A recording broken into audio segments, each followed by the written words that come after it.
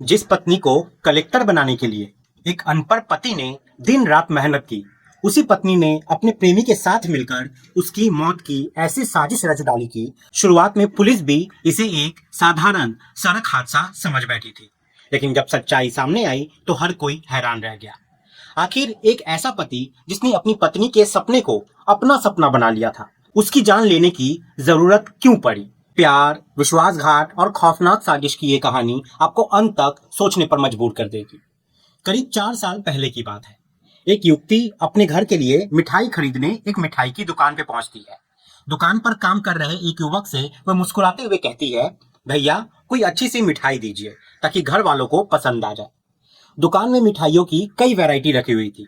युवती एक एक मिठाई के बारे में पूछती रही और आखिरकार उसने अपने पसंद की मिठाई चुन ली। पैसे देने के बाद वे मुस्कुराते हुए बोली, देख लेना, अगर घर वालों को ये मिठाई पसंद नहीं आई तो अगली बार आपकी दुकान पर नहीं आऊंगी। युवती मिठाई लेकर घर पहुंची।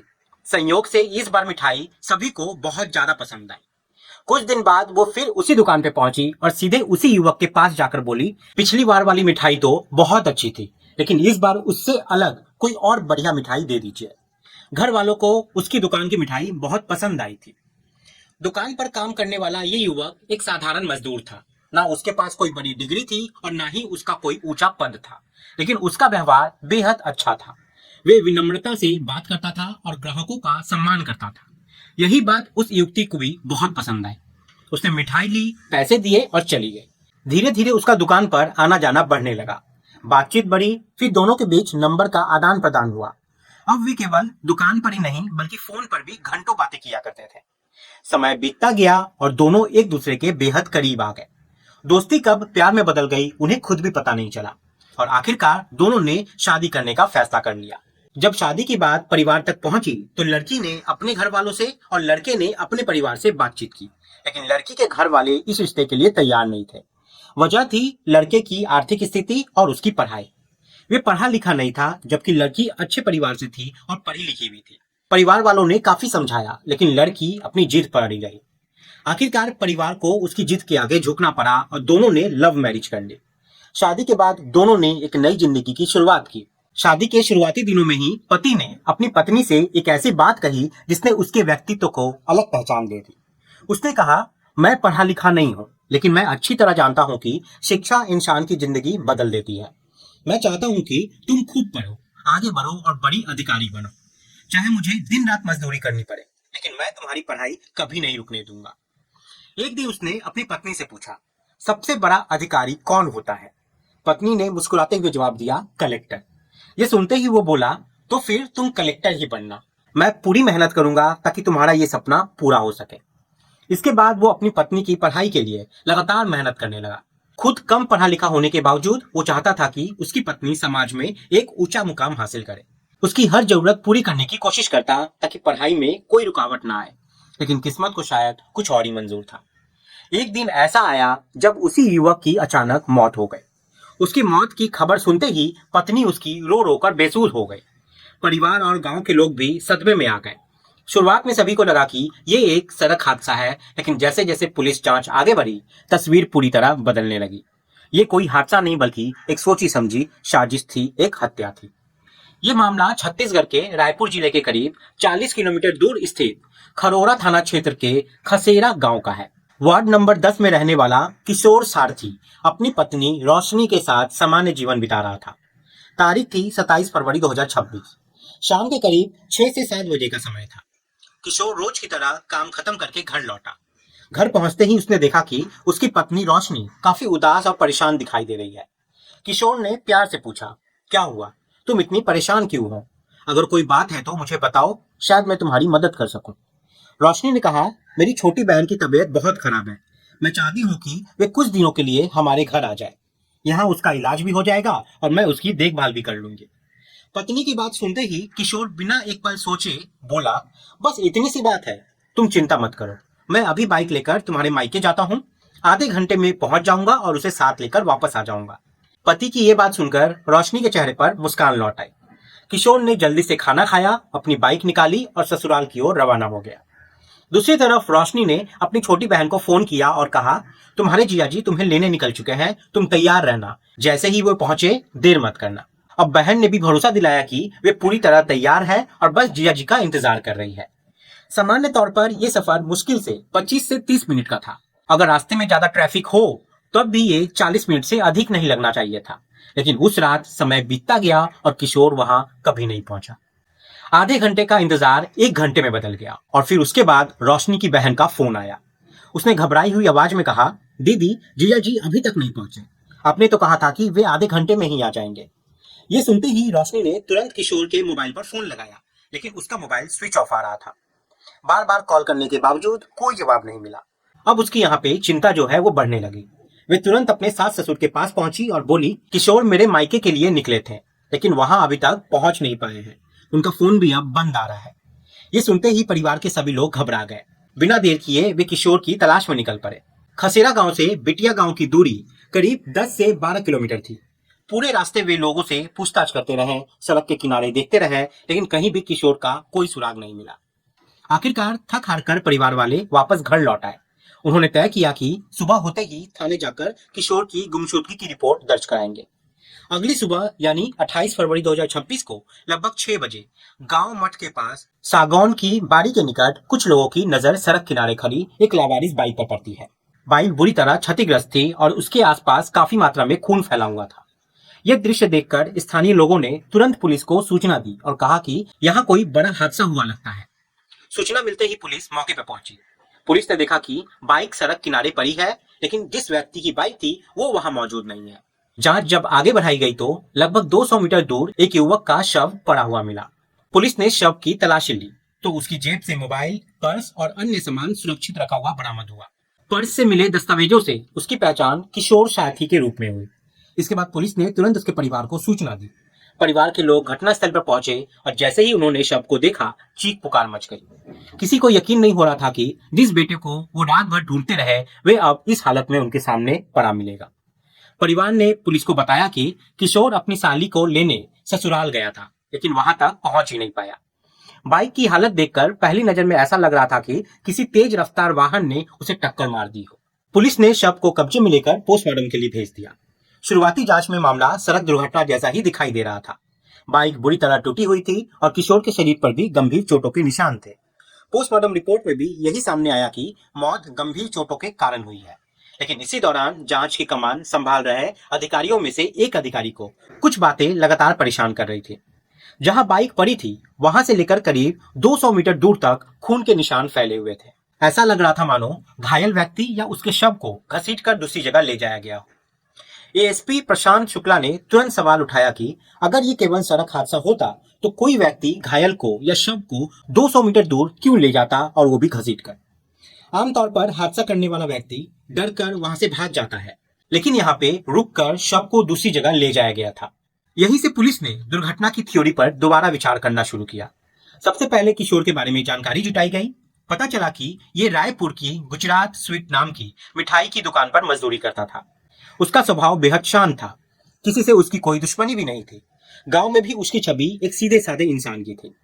पुलिस ने उसके मोबाइल की कॉल डिटेल रिकॉर्ड निकलवाई, लेकिन उससे भी ऐसा कुछ नहीं मिला जिससे किसी दुश्मनी का साजिश का अंदेशा मिले।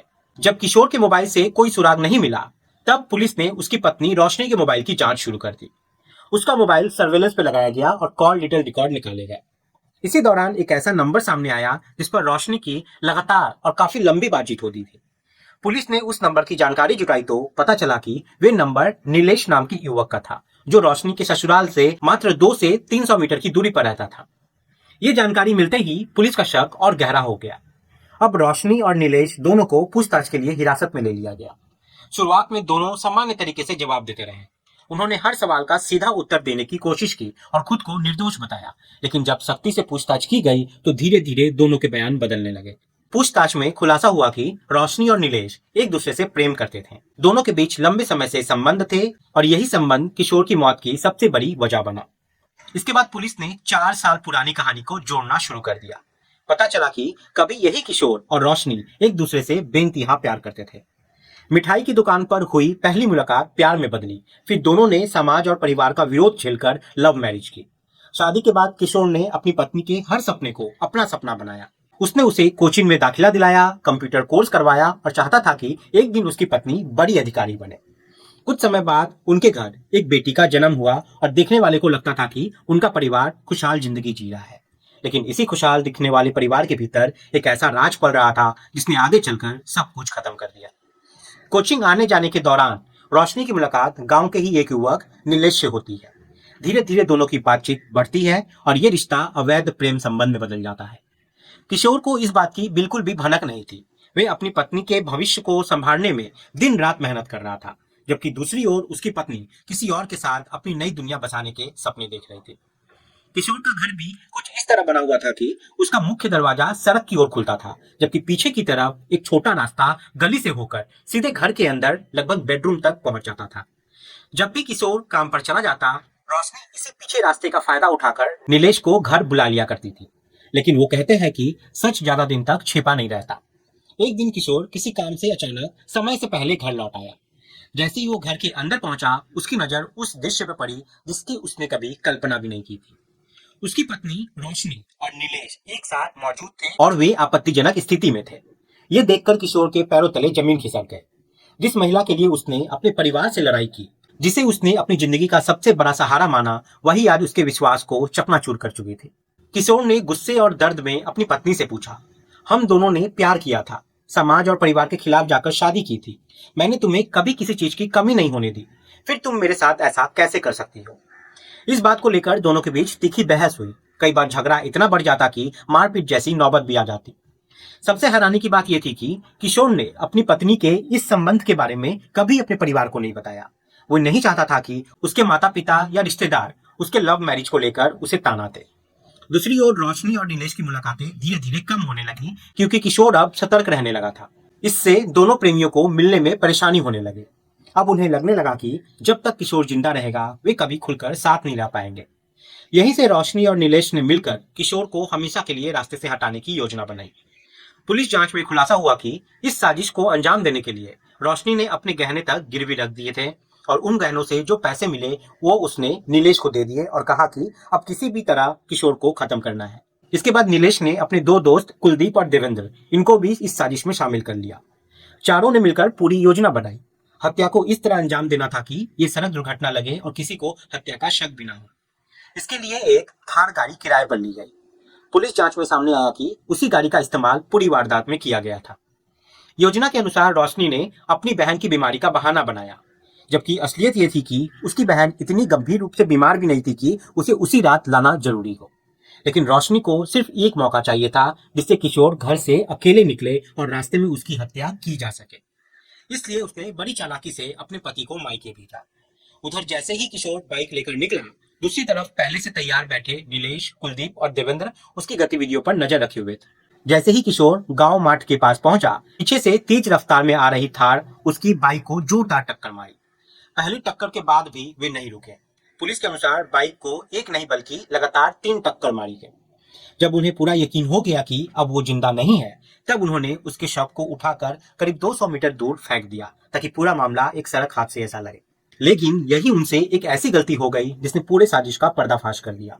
अगर वे शव को वहीं छोड़ देते तो शायद मामला लंबे समय तक दुर्घटना ही माना जाता। लेकिन शव को दूसरी जगह ले जाने के कारण सड़क पर खून के निशान लगातार बने रहे और यही खून के निशान, घसीटने के निशान और घटनास्थल की स्थिति एएसपी प्रशांत शुक्ला और फॉरेंसिक टीमों को ये सोचने पर मजबूर कर गई कि मामला सामान्य दुर्घटना नहीं हो सकती। इसके बाद पुलिस ने एक एक कड़ी जोड़नी शुरू कर दी। Call detail record, mobile location, पूछताछ, घटनास्थल की फॉरेंसिक रिपोर्ट और आरोपियों के बदलते बयान, इन सभी ने मिलकर पूरे साजिश को उजागर कर दिया। आखिरकार रोशनी, उसका प्रेमी नीलेश और उसके दोनों साथी कुलदीप तथा देवेंद्र को गिरफ्तार कर लिया गया। चारों को अदालत में पेश करने के बाद न्यायिक हिरासत में भेज दिया गया और बाद में रायपुर सेंट्रल जेल में बंद कर दिया गया। जब रोशनी को जेल ले जाया जा रहा था, तब उसकी मासूम बेटी अपनी मां को देखकर फूट फूट कर रो रही थी। यह दृश्य देखकर वहां मौजूद हर व्यक्ति भावुक हो गया। जिस बच्ची का इस पूरी घटना में कोई दोष नहीं था, उसकी जिंदगी एक ही पल में बदल चुकी थी। उसके पिता अब इस दुनिया में नहीं थे और उसकी मां हत्या के आरोप में जेल जा चुकी थी। परिवार के लोग बार बार यही सोच रहे थे कि जिस युवक ने अपनी पत्नी के सपनों को पूरा करने के लिए खुद के सपनों की परवाह नहीं की, जिसने अपनी कमाई का हर हिस्सा उसकी पढ़ाई पर खर्च किया, जिसने उसे अधिकारी बनाने का सपना देखा, आखिर उसी युवक को इतनी दर्दनाक मौत क्यों मिली? ये सवाल आज भी लोगों को सोचने पर मजबूर करता है। दोस्तों, इस कहानी को सुनाने का मकसद किसी को परेशान करना नहीं है, बल्कि आपको जागरूक करना है। आप सभी यहाँ पे अपना ख्याल रखें, सतर्क रहें। जय हिंद, जय भारत।